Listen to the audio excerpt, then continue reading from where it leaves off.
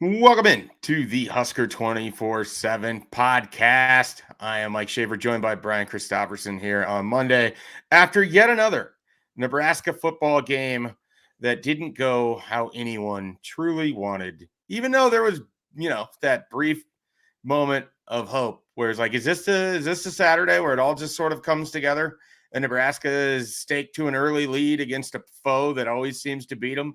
And this is the time that they just finish a game on the field and there is no hiccup. No, it was not that on Saturday. There's plenty of hiccups.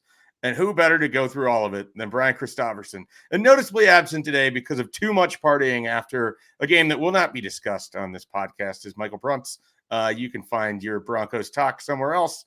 We are moving on very quickly. Brian, how you doing here on Monday?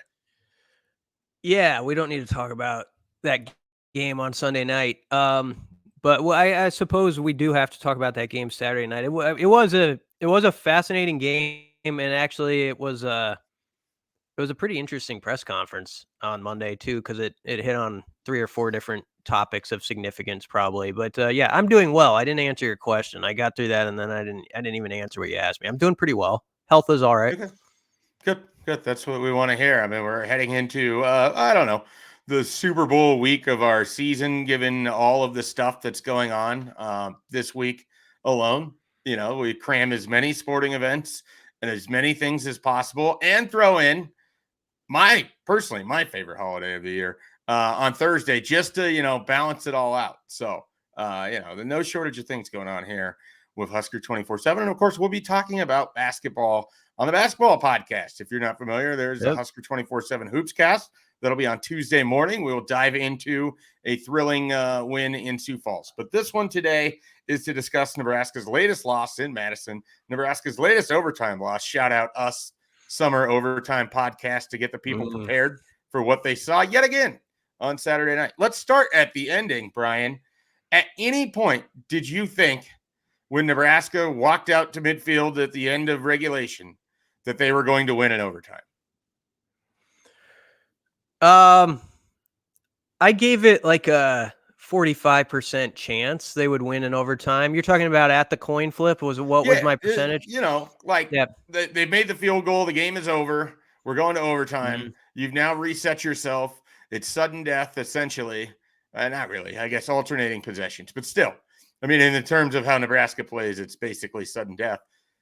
I was at like a 7% chance that they could win that game in overtime once they did not take the lead in regulation. Just the way the game flow had gone, the fact I thought they were pretty lucky to get Wisconsin off the field as often as they did in the second half offensively without giving up an additional score. And I just didn't have a lot of confidence in their special teams, in their offensive play calling, all of it in overtime. And I was rewarded for my skepticism. But what did you see in that final drive, the final 4 plays, final 4 plays? What kind of stood out to you, just kind of about Nebraska's game there and Nebraska's overtime possession offensively? Well, started on the defense with that. It felt like they had, I was 45% when the overtime began, and then after 2 plays, it was probably like up to 55%. If you're needle switching after every play, Nebraska has Wisconsin facing a 3rd down and 8. And you're thinking to yourself, okay, if they can just get off the field right here, force a kick, who knows, maybe he misses it, something like that. But at the least, it's only 3 points. Things are looking pretty good. What was unfortunate, just going through the whole overtime, was that 3rd and 8. Mordecai had just all the time he wanted on that one, and it just felt bad from the snap, the whole play. Like it seemed like, okay, nobody's getting home here.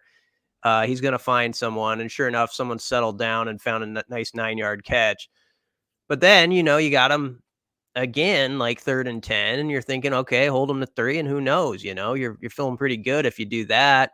I wondered if there should have been a tripping call on Braylon There Allen. absolutely should have been a tripping call. You I can mean, it's say as blatant, unless we're pretending Braylon Allen is doing leg lifts in the middle of the field here, during the game, just to kind of keep himself stretched out while he's on his ass. There's nothing athletically that would make sense for him to lift his leg in the air and make contact with Nick Hendricks there. There's not a single athletic reason beyond blatantly tripping him in the middle of the field in front of the official. Didn't cost Nebraska the game, but Well, yet another call. Yet another call the Big Ten officiating crew has blown against Nebraska this year. I'll leave it at that. It might have cost them the game. There were a lot of other things, but it was one of them. Because that was 2nd and 10, and what a play by Hendricks. I mean, he just steamrolled over Allen and should have drawn a flag, and that would have brought the ball back to the 29. It would have been a tough field goal, probably. Probably not a touchdown for Wisconsin on that possession. So it was a big call. But yeah, that whole sequence, I felt like the defense for 4 or 5 plays had the upper hand. And then there was that scramble on the 3rd down by Mordecai. And then it's, of course, a 4th and 1 where Nebraska was close to the stop. If they get it there, they probably win the game. So they had opportunities with their defense, which has been a strong suit all year. After Wisconsin scored, it was pretty bleak. And I should have started off, and I don't want to beat the dead horse. We'll get into it because Rhule talked about the clock management thing at the end of regulation. Oh, we'll get into it. There's a reason I didn't want to start with it, though. I know it's been beat to death already now. But I was kind of stewing about how Nebraska handled the last minute over, like in the corner, the whole overtime. I was like, what? Why did they not give themselves all their plays? So yeah, that was where my mind was as this is all happening. So then on offense, it just felt like all odds were against them. Then you're going into that. If people are familiar with Camp Randall Stadium, you're going into the bowl of the stadium, which is where all the students are. And they were pumping in music like right up until the snap. It was really loud and tough to operate. And I wasn't surprised that a false start popped up with all the noise and everything. And then they needed a good first down. Like they needed that play to be one where you get like 6 yards and you're kind of like, okay, we're in business here. We're going to answer you. And when they lost the 1 or whatever on the option play, I was thinking like, this is just bad news. So it was just another disappointing offensive possession. It's amazing. I don't have the numbers in front of me. We did it on our overtime podcast in the summer. They've gone backwards in like 6 or 7 overtimes on their offensive drives. And so it's become something that's incredible. That's baggage that we have that this staff doesn't, but certainly it was on Nebraska fans' mind as they watched that, OT transpire. It just kind of felt like something we'd seen before. Yeah, well, we certainly have.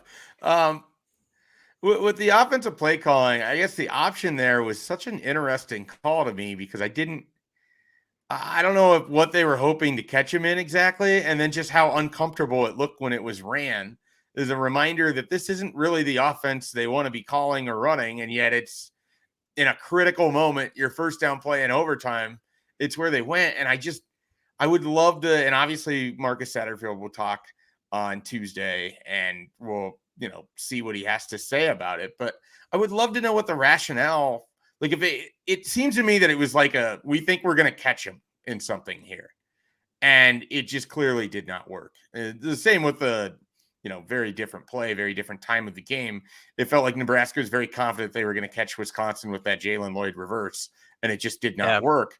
And the margin for Nebraska, Brian, is so thin all the time that it just seems like if something goes against them offensively, if they are off schedule, even to the slightest degree, a 1-yard loss on first down, it is such an uphill battle for them to get going. And so then, I already, like I said, I didn't have a lot of confidence before. Wisconsin scores a touchdown, Nebraska loses a yard.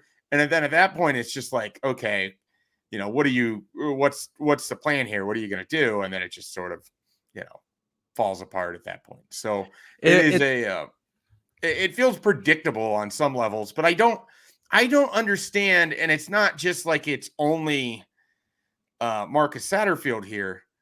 Nebraska's last handful of offensive coordinators and Scott Frost in overtime, it's just like, go forward with the football.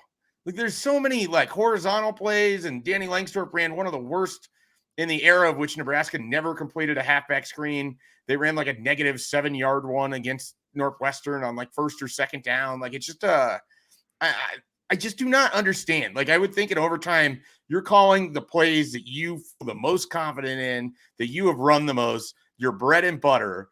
And that option with your third string quarterback that has barely practiced all year and probably has run very few of those just struck me as a bizarre decision. I have been largely defending of Marcus Satterfield given everything around him. That play call has no defense for me at all. It's not like you have Jamal Ward there.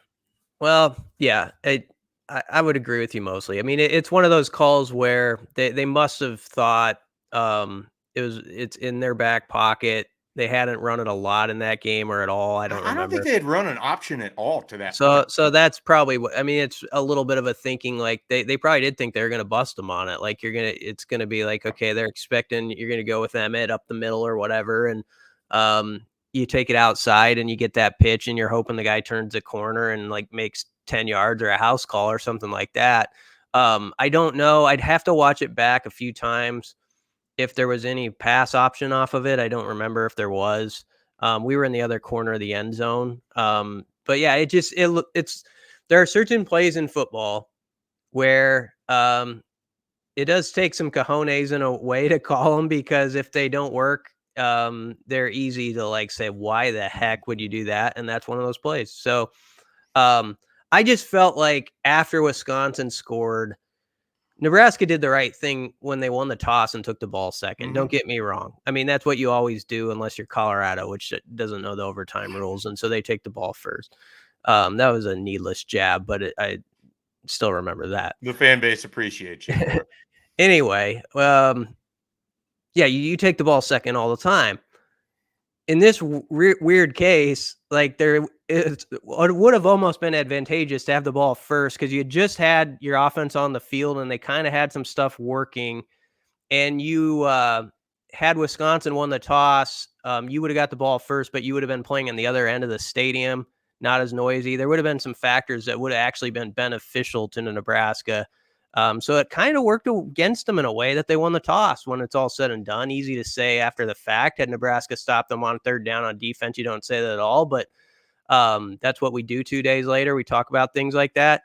And I just felt like by the time the offense got on the field, no matter what they called, you know how like on first drives of games in a tough environment, it's like always hard for the most part. Like if the crowd's really into it, which this crowd wasn't, but they were at the end.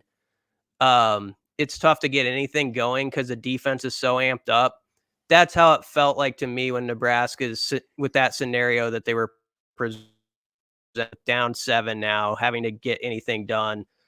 It was going to be tough. So Purdy was going to have to make a throw at some point, and a receiver was going to have to make a great catch or something like that. I felt like to move the chains, and we'll get to Purdy. I liked a lot about his game, but just in that moment, throws were a little off, and you have some young receivers trying to make really tough plays, and some of them, it would have been, any of them would have been extraordinary catches or tough throws to make, because the odds were against them after the false start penalty. Yeah, I will say, and you rewatched it and would have a better vantage point than my memory of watching it in the hotel bar, but the Jalen Lloyd one, it felt like he slightly mistimed his jump there. And if that ball was a little bit lower, I think that was a third down play. If that ball was a little bit lower and he times his jump a little bit better, I mean, he's there. I mean, he's a hell of an athlete. I mean, I am so in on Jalen Lloyd's development as a receiver right now, and so excited about his future. And that, that was one where when it was in the air and I saw him going up, I'm like, are we gonna, like, is this gonna be like an all-time leaping catch here from a Nebraska receiver? And it was just so high he could only really get one hand on it, just kind of deflected himself. Yeah, he had a shot at it. And I'm big on Jalen too. He came into the post game. He was one of the players that talked, and this is hard. I mean, no one likes this because it's a loss, but you could tell he took it extremely hard that they had lost the game. And some people be like, well, isn't that obvious? Not always. I've seen guys, especially young players, who you just don't see the pain from a game like that. And you saw it from him. He's a guy who wants to be special, and he wants the program to be special. And he was hard on himself for not making a really tough play in a tough moment. And that's the kind of thing you like. You can get places with players like that. And so if you want to have some optimism after all that, I do think they have some young guys on offense who are built that way. They're going to need to figure out QB and all that stuff. But yeah, there was a chance that, that ball could have maybe been caught, and you keep that thing going. So I just felt like the opportunity was really missed at the beginning, though, on defense. Like that's your strength of your team, and you had a few, 2 or 3 plays where the game probably could have swung your way if you make it, and Wisconsin got all of them. They batted 1,000 on it, and so there you go. Yeah. Real quickly, let's get into the time management thing. We haven't talked about it a lot. Matt Rhule did speak about it. Yeah. But we'll hold off on what Rhule had to talk about after the break. But just your thoughts on his explanation.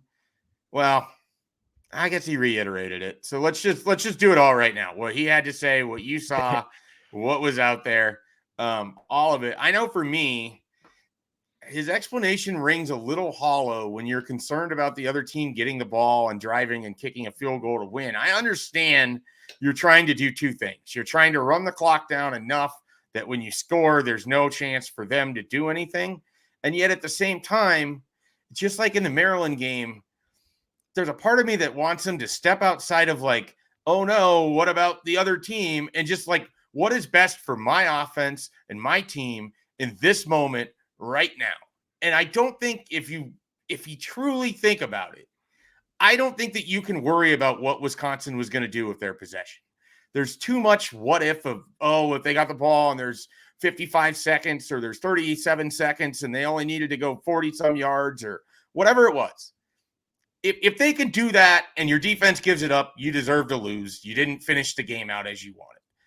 I felt like they needed to be more aggressive there. I thought they had the momentum. I thought they needed to take a couple shots at it. I understand that they had just lost to Maryland in a similar fashion, but a very different set of circumstances. It just felt odd to me. And then the explanation of being worried about, well, if you leave too much time, they can go down and score. Okay, but at least give yourself a chance to win the damn game. Like, I don't know. He said he'd like the timeout at the 30-second mark. I feel like it should have been at the 40-second mark. I mean, enough was going to happen after that. And if Tanner Mordecai could beat you in 22 seconds down the field, needing to go 50 yards for your college kicker, just tip the cap and take the loss. But you've got to be more aggressive in that scenario. And I understand third-string quarterback, limited reps, all of it. But man, it just feels like Nebraska cannot decide if they're going to be conservative, if they're going to be aggressive. It's like Matt Rhule yet doesn't have a good feel for who his team is. And with all of the injuries, it's understandable. It just felt like a wasted opportunity. Yeah. His explanation on Monday, which you pretty much laid it out. He wishes he had taken the time out at 30 seconds as opposed to 20. Emmett Johnson went down on the second down run with 51 seconds left. And so it was are you there, Schaefer?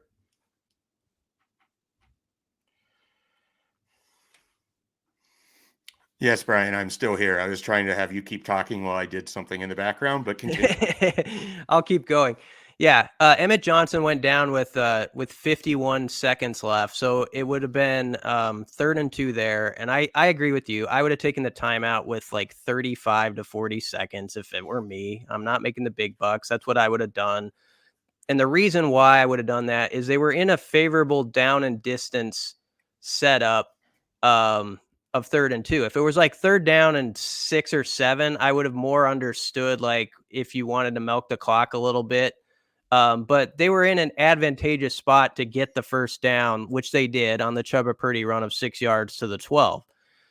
If you had like 30 to 35 seconds left after the Purdy first down at the 12, not only can you run all 3 plays, but you actually could run anything. You could have been conservative still And you could have run Emmett Johnson and hoped he got 5 yards on first down, and then it opens up things at 2nd and 5 at the 7 or whatever.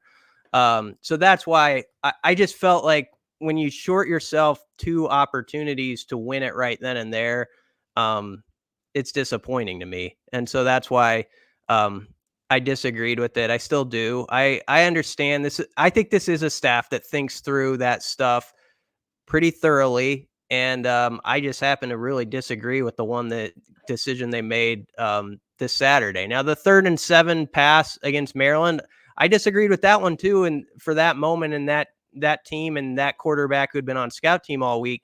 But that one is more understandable to me because 3rd and 7 is a natural passing down in a lot of cases. And I don't have a real problem with pushback on that they threw a pass there and it didn't work out. And you can't always go about resulting as Rhule says. Like, you still have to go with what you think is right in that moment.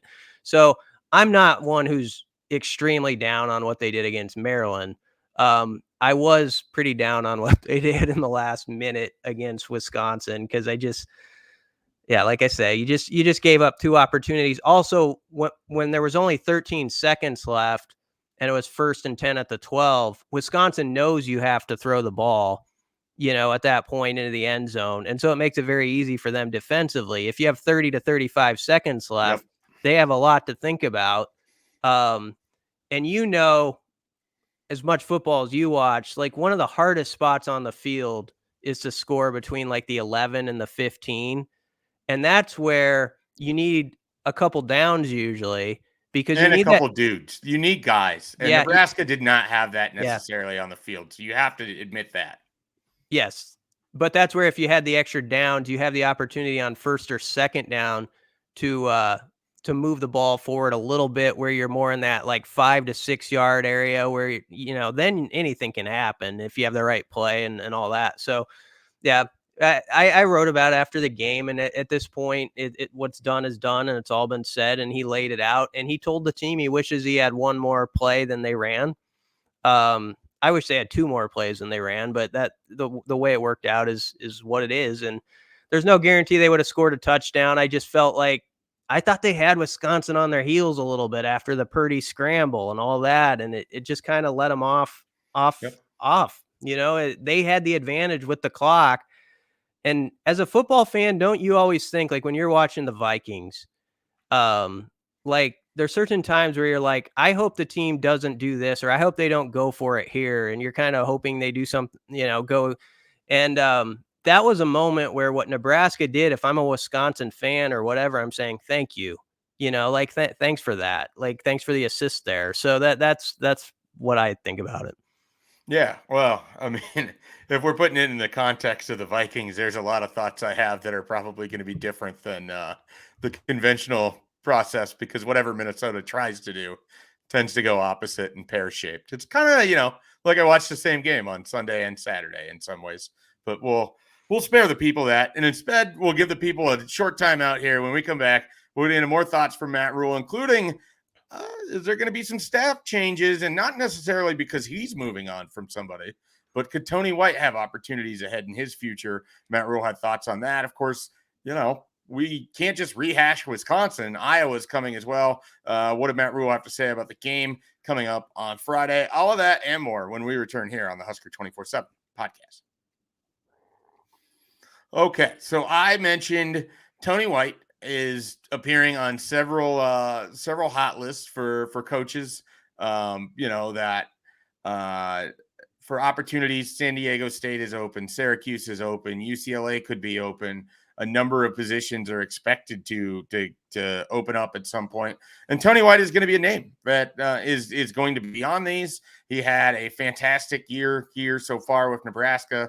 He's I believe, Brian, a Broyles candidate as well for top assistant coordinator in the country. And so there's a lot of notoriety and people are interested. And, even if it's not necessarily a head coaching job, whoever takes the UCLA job might look at what Tony White did in his 1 year at the Big Ten and try to bring him back to his alma mater to be the defensive coordinator there, because UCLA is joining the Big Ten.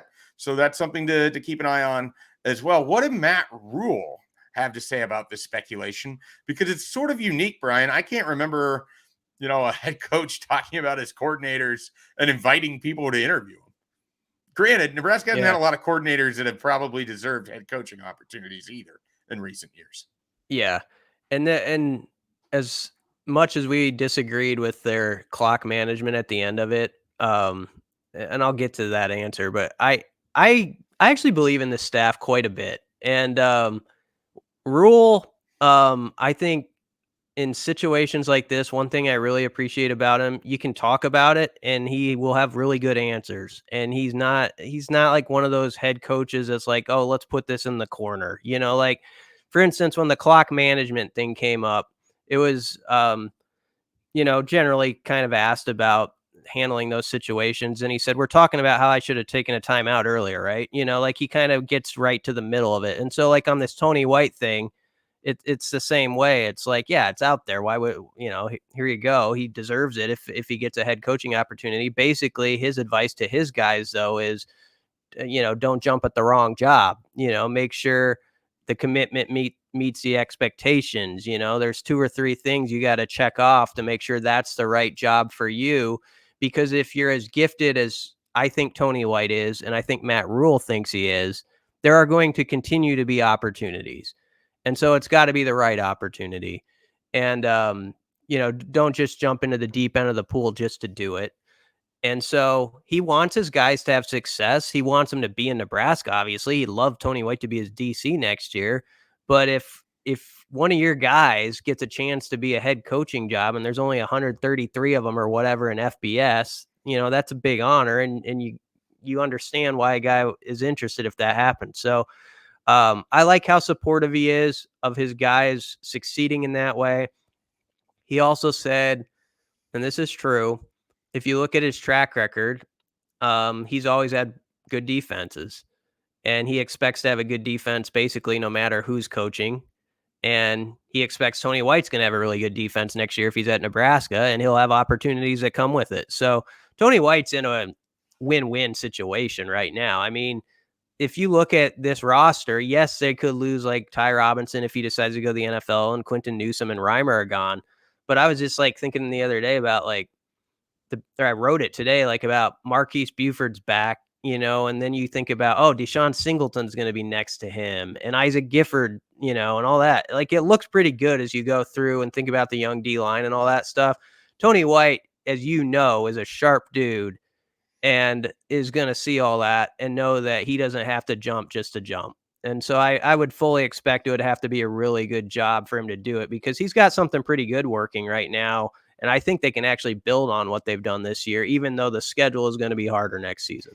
Yeah, and the other thing with the 2 places that he's been at in San Diego State and Syracuse, you're also in this time in college football where if you go to San Diego State, what does it look like in a few years as we continue to see the divide between the Group of 5 and the Power 5, and even within the Power 5, those conferences and everything else. So, what is the real opportunity at San Diego State, and does that speak enough to Tony White? And then, of course, at Syracuse, similar thing. They're in a better spot in the ACC, but this is, I think, what the heart of what Matt Rhule was really saying. That job is going to probably be there for Tony White in another, time in his life if he really wants it. I also feel like there's a reason he left Syracuse to come to Nebraska. I don't know that, I just don't know that that's going to be the fit. Like, I don't know that that one's going to make the most sense for Tony White. I think I understand San Diego State a lot more. He invested a ton of his time, and I think he really feels like he wouldn't be here today, Nebraska's defensive coordinator, if it wasn't for his time in San Diego with Rocky Long and really kind of rising the ranks as a coach there.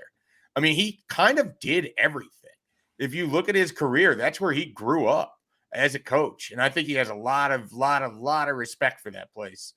But Nebraska can certainly make anything interesting financially. And he has to ultimately decide, is San Diego State the start to the next jumping off point? Can he build something that had been sustainable in the past? Can he build that up again? And what does that look like for him? And so I think those are going to be really, really interesting conversations. And Brian, you've talked with Tony a lot. I've talked with Tony. I mean, he is a very thorough individual. I think he is going to take a lot of time with this. And I I'm very curious where this decision ultimately ends up. But right now, I feel like he's going to end up as Nebraska's defensive coordinator again in 2024. I just don't think he's going to leave after 1 year. I could be wrong, but we'll see. Yeah. So, I mean, as you say, there's certain jobs where you could become the head coach and not make as much money as you make as the defensive coordinator at Nebraska, or as much as they could pay him. So, and I do think he really likes Nebraska, the people here, and he's beloved right now. I mean, he's very popular. It's not. I mean, anywhere he goes, he's got to get pretty good treatment, I would think, because there's one thing most people agree on. It's like, I like Tony White. Like, Yeah. everybody's sort of in on that. So it's not a place where you're exactly looking to leave when everybody's kind of patting you on the back, maybe. Let's hit on a couple other topics and see what Rhule had to say. Did we get into special teams much on Monday? You know what? We didn't. We got into a lot of like big picture and senior day talk. There wasn't a lot of special teams conversation, and that could be reserved for Wednesday. As there's going to be another availability with him. But yeah, that was disappointing. I mean, there was a net of 12 and a net of 19 in that game from Nebraska's end. And I don't know. I don't know if Buschini's trying to get too fine with it this year, or what exactly's gone wrong there. The numbers Because are pretty staggering from yeah, last they year. are. Because, I mean, if you go back to his days, kicking a ball is kicking a ball, at whatever your level, and you go back to his Montana days, I mean, he was 46 yards, like, Yeah. punt and stuff like that. So, I don't know what's happened. At halftime, um, I was watching him, and he was kinda scuffling a bit at halftime, like, they just weren't coming off his foot well. The last one did. He really boomed the last one. I thought, well, maybe that'll pick him up, but, um, I like Brian a lot, so I hope he has a good game, against Iowa, because he has to. I mean, Iowa's so good at that. Like, you can't give up a 10 to Also 15. staggering. Go look at their numbers. No Yeah, one's punted more and no one has punted better. And it's yeah, not they're even really incredible. close. Like it's incredible. Like what their you could go to the conference website and look at their stats for punting, Brian, and it's just like all you can do is laugh because it's just like they clearly have emphasized this to the point that they view it as a weapon and they really do weaponize it against every one of their opponents. I bet if they wouldn't have had a great punter like the last 3 to 4 years, I bet they would have lost 2 or 3 more games a season. And that's Absolutely. I mean, Yeah. they're so good at it. They gain 10 yards of field position per exchange. More than that, they're experts, not just the punter, but their gunners and everybody involved at downing it at the 2-yard line, and then their defense is set up, and eventually they make a play on defense where they get that turnover and it's basically a free score for them. And they haven't done that quite as much this year defensively. They're great defensively this year, but they haven't maybe scored as much as they did in that ridiculous stretch last season. But at some point, you got to tip your hat. You can make fun of the offense all you want, but you say with those two phases of the game, they work in complement. They complement each other in such a way you got to admire it, and that's where Nebraska. I mean, odds are against them going into it, looking at the numbers, but they've got to step up and have a special game from their punter, from their gunners, from everybody involved, and kind of surprise everybody and flip the script there on one that people won't expect it to flip on. Yeah. All right. So he did get into the senior stuff. What kind of stood out from what he was saying? Obviously, we're we're closing in. Still got 2 more years left of could walk, could not walk, Yeah. could walk and could come back, could walk and could never come back. So could walk and could portal. Yeah, there's still 2 more years of it out there. What did Matt Rhule have to say on it? Well, there's 24 guys who are walking, and they weren't named off. Yeah, I didn't see the notes. Maybe they are in there. I'll have to take a look. But I think they only have 11 seniors technically, so that tells you that there's some guys who are juniors, or there's also sometimes guys who are a little lower down, who are maybe, you wonder if they're just done with football or they're thinking about like an FCS venture or something like that. You always see a couple of those. So there's 24 guys walking. He said that on Sunday, of course, everybody's pretty down. It's a late game. You lose that fashion. You can imagine how guys feel. But he had several guys come into his office and say, I'm running it back next year. Like, I want to do this next year. Now, he didn't say who they were. But he really believes, and this kind of connects to this conversation. I don't think he thinks they're going to have a ton of portal movement, like guys just jumping and wanting to go over here and over there. So, that's interesting to me. I think the guys you're obviously looking for are like Ty Robinson. He's played 5 years of football. He's a junior, and I feel like he's put enough on film Yep. that he's going to get drafted. And now this is where played people really well Saturday too. Yeah. Sorry. People always say this though, Schaefer, like when you say like the first response is there's always somebody like, well, he could come back and be a first or second round draft pick. That's like always, or whatever. That can be true. I'm not debating that. But I think people have to look at it through a different lens than they used to. He's been in college for 5 years, some of these guys. There's just that season where it's time to turn, like it's time to move on. And I'm not saying that's always the case. Like people give Garrett Nelson crap maybe because he came out early and he didn't get drafted. Well, he'd given a lot to the program over time. And sometimes it's that moment where I'm going to go see if I can make it or not, and whether I do or not, I got to get to the next stage of my life. So everybody's got a very personal decision to make with that. I just think if a guy has played college ball for 4 or 5 years, we shouldn't immediately drive to if he would have come back, he could have done this and that. I have seen a couple of cases, and I'm not going to name them, where it hasn't worked out quite as you'd hope when guys have left early. But if Ty Robinson is going to get drafted, I can see where somebody doesn't want to put more miles on their body. And if it's a 4th or 5th round pick or whatever it is, he would say, hey, let's go get on a team, get to camp, and just see what I can do at that level. It's time. So you got to have some respect for those sort of decisions. And all the ball, I should add, I don't know what Ty Robinson's doing. I'm just using him as an example because he seems like the obvious, like, Pretty could he go guy. one too. Yeah. Bryce So Benhart's in the same case. Yep. So that'll be interesting if which of those type of guys walk, and also they could change their mind. It doesn't mean they're necessarily not coming back. People have to remember that. Yeah. One thing to note, they're going to have at least some people leave because if they're going to take the signing class that they have currently, and if they're going to go into the portal and add a few pieces, they got to have some room, and they can't have that many NIL scholarships, I'm assuming. So they're going to have to come up with some guys are certainly going to be on their way out. And I don't know that it's going to be really hard to sit through and look at the roster and be like, all right, well, this guy hasn't really done much or whatever.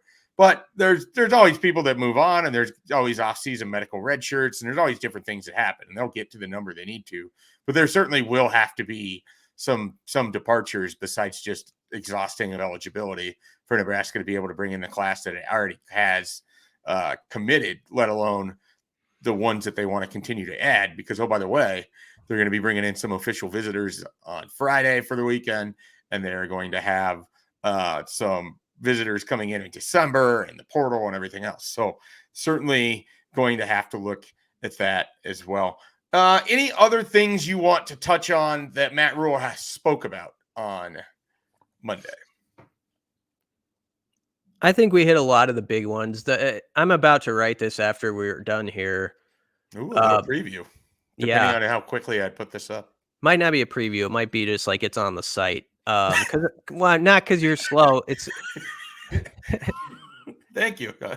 It's not because you're slow. It's because I'm seriously going to write it, and my goal is to be done with it within like an hour. So, okay, all right. So that's like I'm going to turn over the hourglass here, and we're going to race, Brian. We could do that. Anyway, this may or may not be on the site when you hear this. But I asked him a question. After the Illinois game, he referenced a Pat Riley quote or a Pat Riley phrase from back in the day about the innocent climb. And it's sort of that time when you're building something and you got to appreciate the steps along the way, even though there's heartbreak and there's lessons learned and stuff that's happened the last 3 weeks and all that. And he said you have to appreciate that. That's what he said after the Illinois game. So I asked him, if, taking that phrase and looking at his team, if he believes they've sort of bought into that and see, like, even though there's been 3 tough weeks, like, you can see, like, this is developing. And that's where he got into a lot of guys, like, um, really being on board, and even parents, with how this is going. And he said, if you cut open, you cut it open, like, looked inside this program, he said it's extremely healthy. And he just truly believes it's really a together operation, that they want to build it from high school type recruits. They want to develop guys, and guys see that. And there's optimism about that. He said, at the same time, I'm angry about the record. Two things can be true at once. I believe it's a healthy program. I'm angry about being 5-6. They probably think they should be at least, 7-4, something like that. So I thought that was interesting. And I don't want to paraphrase it all because I'll mess it up. So the whole quote will be in that story, but just the way that they're operating. I get that you have to sometimes spin it positive, but I do think they believe in their plan, and they believe the players believe in their plan. And that encourages them, even after the last 48 hours are probably kind of tough around there, after a game like that. But you know what this game means Friday, Schaefer. If this is one of those where you end up 5-7, you lost all of them in November, it's going to be kind of bleak with fans and media and stuff like that. It's just going to be the way it is.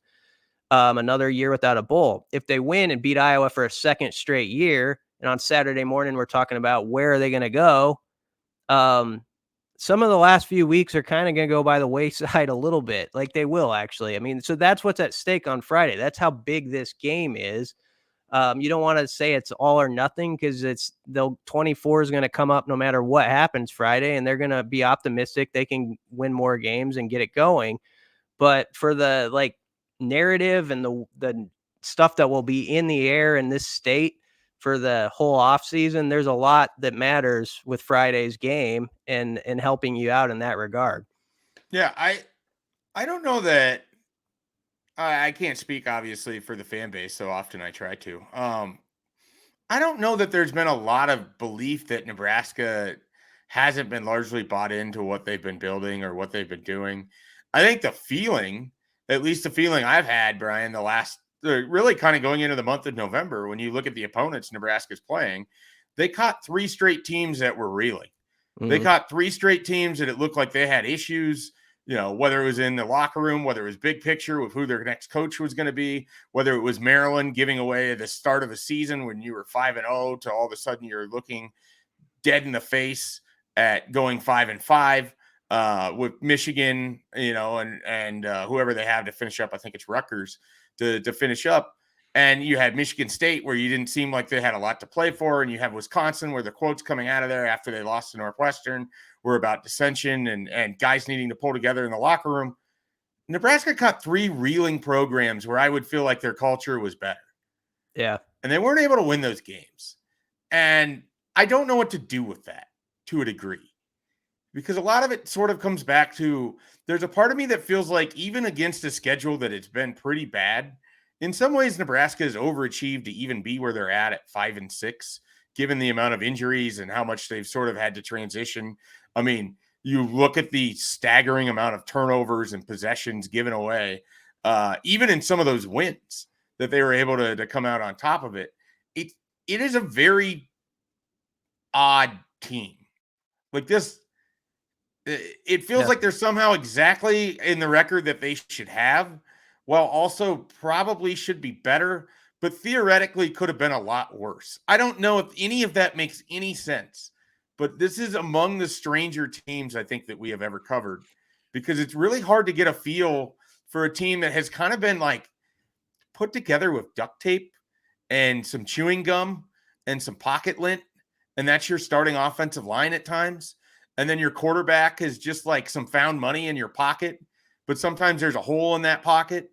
It's just those are some weird examples, but they're a strange team. And it does seem like what is being built is bigger than just the wins and losses, but that does nothing for the people that are just waiting to see Nebraska get over the hump, and they haven't done it. And so it's such an odd, to try to slice this thing and discuss it without really getting into the wins and losses. It's very difficult to really determine things. But I don't know about you. It feels like Nebraska's grown a lot, and yet they're in the same spot where they've been for years. I just don't know what to do with that. I know what you're saying. I mean, if you took just, you could separate the conversations. Like you could say, okay, let's just say talk about the turnover situation and the injuries on offense. And if you kept it right there, you'd think, oh, they're minus 15 and these guys were out. And this is what you did at QB all year. Like if you're told this in August, you'd be like, well, were they 2-10, 3-9? So there's that part. And then there's the part where we've actually watched these games where Nebraska, despite some of that, has been on the doorstep where it feels like it's right there, grab it. Like Minnesota, you could go back to the opener. Nebraska was better than Minnesota that night for most of the game.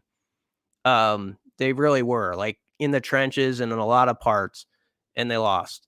And turnover is a big part of it, but that was one of those games where it felt like it was in their hand and then was lost. Maryland was not as much in hand as we think about it because they were on the doorstep, but Maryland was also on the doorstep a couple times and fumbled. But nonetheless, it felt like a game that was there to be had, wasn't. And then obviously the opportunity in East Lansing with the program that's going through some tough times. You feel like you let one go there. So it is weird. You could you could explain it in one way and say, yeah, they should be 3-9. You could explain it another way and say they should be playing for the division title on Friday, no questions asked. And the truth and the record sits right in the middle, and maybe that's where it's supposed to be, I guess. Yeah. Schedules are going to get harder, I think, than this one. I think it was favorable for them to figure things out on the fly. But it is a complicated discussion because of some of the injuries on offense and everything that's happened. So it's a weird year. We'll have a lot of time to go back and examine every part of it. I do think, I always thought like if you can get to 6 wins and you have those practices in December and we're talking about where they're going, people say, all right, there's the floor to stand on. Let's see where they can go from there. And so that opportunity is still out there. And this is going to be a close game Friday. It will be. I'd be surprised if one team wins by more than 4 points. Honestly, it just feels like a game that'll go down to the wire. And if Nebraska pulls that thing off, I know these people in this state, they're going to be kind of excited again. They're going to be like, all right, I was down on you guys the last couple of weeks, but you kind of pulled me back in, a little bit. So that's the opportunity before them, but they got to go take it. And maybe Chubba's the guy this week. We'll see again. We didn't talk about him really, but we can hit that. Yeah, I was going to say, you should give your thoughts on him. I did on the Sunday side session, so this floor is all yours. Well, I thought he was pretty good. Like even in the part where Nebraska was stagnant and that wasn't really going on offense, it wasn't Chubba's deal necessarily. And at the end he had to force some tough throws and he put the ball around the area. And I just thought when he went back to throw the ball, I know there were some short passes set up to give him opportunity for success to Billy Kemp, and that was wise. But I also thought when he was asked to throw it downfield, it was one of the first times or only times all year where I wasn't like, I assume something bad is going to happen here.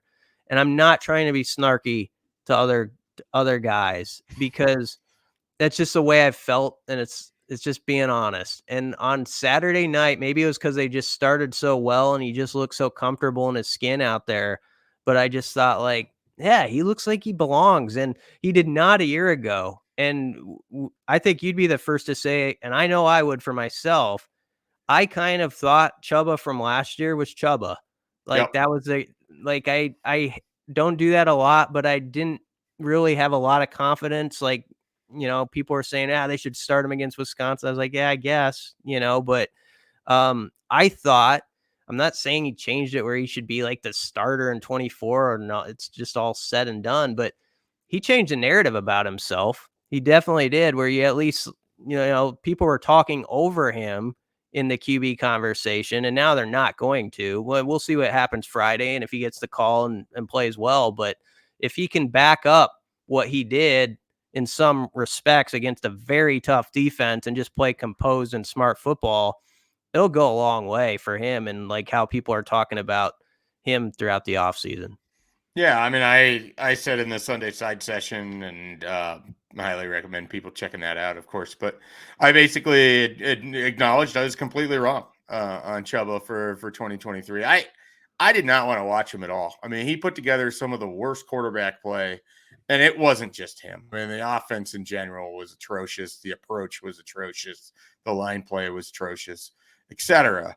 But I just didn't think he had it in him, to be honest. And then, of course, that opening drive, you have the 55-yard touchdown, which, by the way, this guy was going to go get groin surgery. I mean, he was out there sprinting past the entire Wisconsin defense, so that in itself was just sort of remarkable. And then he threw passes that were in the neighborhood of where they needed to be. Some were completely on time. Sometimes they're a little behind, a little ahead, whatever. It's going to happen. But he gave you a chance to win. And he played well enough for Nebraska to win.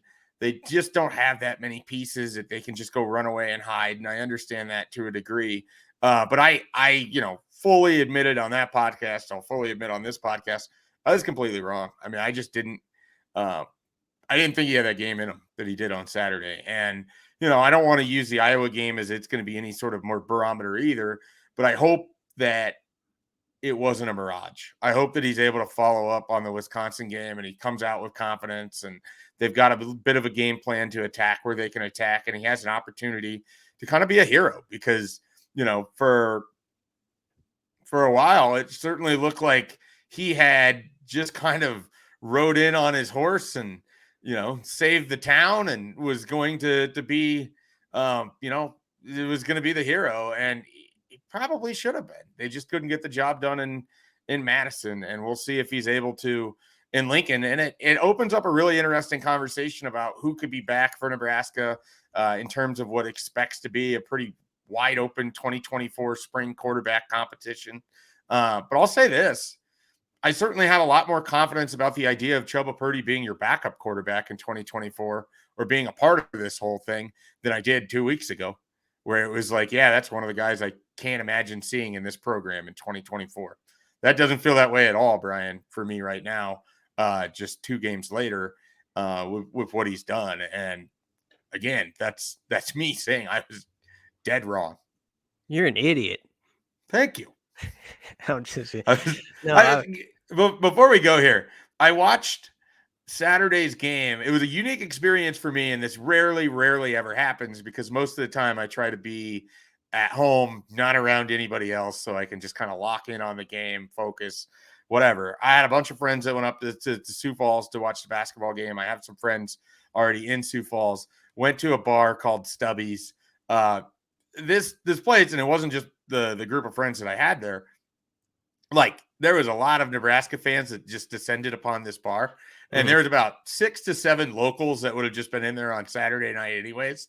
And their reaction to like the first 14 points being scored in that game and the way that the Nebraska fans in that bar were just going absolutely bananas was the face of bewilderment from some of these people is just not an expression I'm going to forget. And it just kind of reminds you of like, fans are just itching for this opportunity to get to feel good. And they just keep getting teased over and over and over. And, Saturday was a great opportunity for that. Like I said, I don't, at home games, I'm in the press box. Away games, I'm usually just at my house and it's just me and Slider hiding because he hears footballs on TV, and Sunday PTSD from Vikings games has him, pretty concerned when he can tell that there's live sports going on. So it's a unique setup for me to be able to see that, but it just reminded me of, how much fun this could be if Nebraska could ever just kind of put together some wins and stay out of their own way. So shout out to Stubbies and Sioux Falls for handling a much larger crowd on Saturday than they ever bargained for. They had to call in backups. There were people showing up they're like, yeah, I was out at a bar myself and now I'm here to work. That's interesting. That's his fan base right now. There's some good stuff happening in Husker athletics too. Big week. soccer and volleyball winning the Big Ten outright and what they could do in December. And that's been a fun story all year. And then you got men's basketball is giving reasons to hope early on, which we'll get to in another podcast. So, if football, I think at this moment, cash in 6 somehow, some way Friday, these people have been dying for it for 3 weeks. And hopefully those fans that are left over at Stubby's on Friday, Black Friday, get something to cheer about. Yeah. All right. Well, be sure to check out all the coverage we have at Husker247. Plenty of coverage from Brunson, BC, from the presser today with Matt Rhule. Of course, there will be coordinators on Tuesday, Rhule again on Wednesday. We'll have all of that. We have high school championships going on. There are high school state finals being played here in Memorial Stadium. And so, of course, we'll have coverage of that. The Class A title is on Tuesday. Class B plays Monday night. You have a handful of recruits playing on Tuesday in the Class A game. You got Caleb Benning and Ashton Murphy from Elkhorn South, Caleb Benning from West Side. Those are your commits in terms of scholarship guys. Preston Okafor is a walk-on commit. Of course, you have Christian Jones and you have Keenan Cotton, and there's also Rezax. I mean, the West Side's just loaded. So if you haven't seen them all year, take the opportunity, throw it on. They're pretty heavy favorite in this Class A title game, but we'll see if the Elkhorn Storm can give them Elkhorn South Storm can give them a battle here on Tuesday. And of course, if you miss it, I'll have some coverage for you here at Husker 24/7 as well. For Brian Christopherson, I'm Mike Schaefer. We're Husker 24/7. We'll have more content throughout the week